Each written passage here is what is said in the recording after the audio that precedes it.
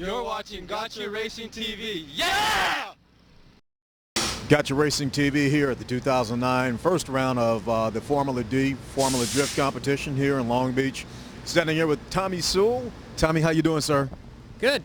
Outstanding. It's always good to see Tommy. Tommy's kind of a household name for us, for all the guys over here at Gotcha Racing TV.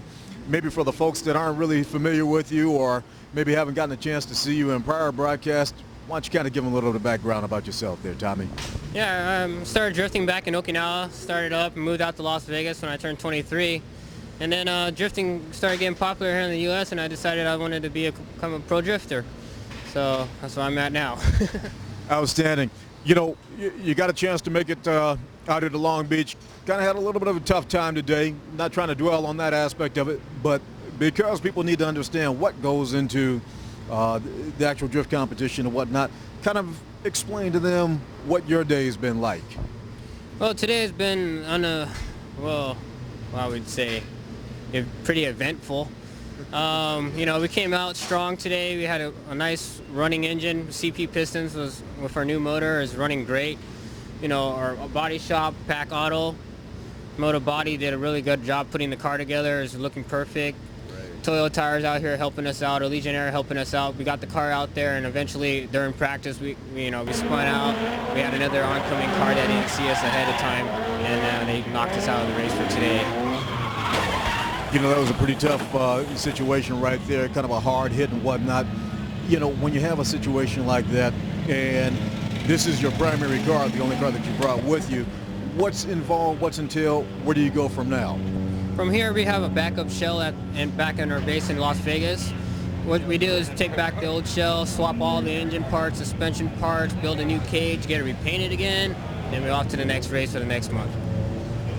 You kind of run one of the more, I'll say, unique cars, and not so much to make yours distinguished or differentiated between all the other, say, standard competitors or whatnot, but you're a right side driver, which is typically a passenger side arrangement as opposed to a left side or a left seat driver. What's the preference? For me, being born and raised in Japan for 23 years and driving on the right side of the car, I'm more responsive and quick in control of the car. So for like instant quick reactions and stuff, my timing's a lot faster, so I'm more competitive in a right-hand drive than in a left-hand drive. Interesting, and so obviously the new car is going to be a right-hand drive as well. Now, in terms of preparation time and whatnot, Tommy, I know you put your heart and soul off into this car and pretty much your entire effort. I'll say it totally with respect, you're somewhat more of an independent racer, I would think. I know you have some backing and whatnot. What's this kind of setback, how does it affect you? Yeah, I mean, a lot of it still comes out of my own pocket, my own personal pocket, and kind of hard on the family a little bit at times, but you know, they support me and we move through, and my friends and the whole community in Las Vegas is there to support me and back me up, and we're just there to make our show and improve our point that we can play with the big dogs. That's right. The next event, which is going to be round 2, comes up, if I recall right, I think that's going to be a month from now in May. That'll be in Georgia, Atlanta, Georgia. Will you have enough time to get the car prepared? Definitely. We'll have the car done in about 2 weeks. About 2-week turnaround, you'll be able to take all the suspension and whatnot, switch that over, you'll get it well suited basically for your balance and your feel, so everything is going to be good to go then. Yeah, we'll be back up and running. It should be back on the ball. Outstanding. Now, tell us about the guys and the crews and the people and the help that you do have and whatnot.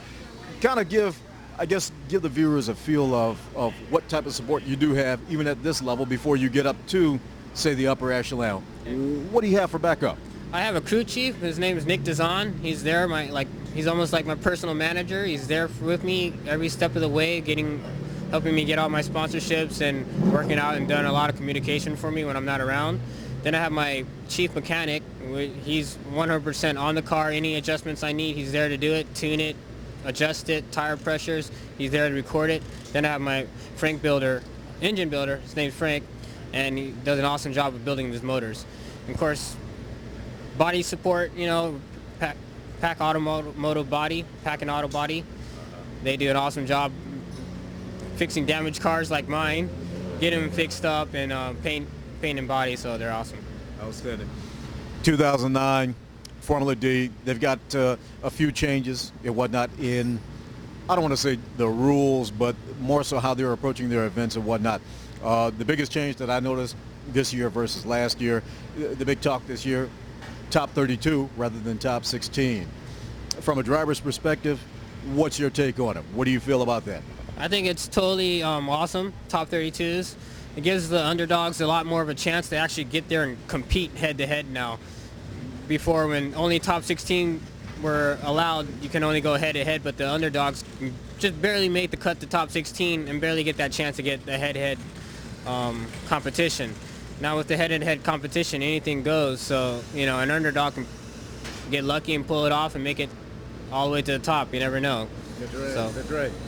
Well, I'll tell you what, we totally appreciate the opportunity to get a chance to come and talk to you. On a personal level, I'm extremely happy to see that you did make it out of that crash. That was kind of a little scary mishap and whatnot. And of course, you're near and dear to guys over here, Gotcha Racing, because we followed you. Yes. So I'm going to say we're glad to see that you're all right and everything is good to go. So we're going to look forward to seeing you in the second round and beyond and whatnot, and we're wishing you the very best for 2009, because Tommy, you really do represent the true independent and the spirit and whatnot that goes into actually being passionate about this sport. I totally salute you. Thank you. Hey, buddy, we got your Racing TV. We appreciate your time as well. I want to tell you, this is Rick Roberts, Tommy Sewell. Watch for him. He's going to be back with a new car, rebuilt, ready to go, ready to get out there and kick a little bit of butt. Ladies and gentlemen. Ladies Gotcha. and gentlemen. For the original. Rollo bitches. I pack an iron fist, similar to a blade. Dark water over grave, start a hip-hop rave. Revolution, racketeers, propaganda for years. From a bush to a bush, packing money for fear. Definition of a queer, orgasm your ears. The last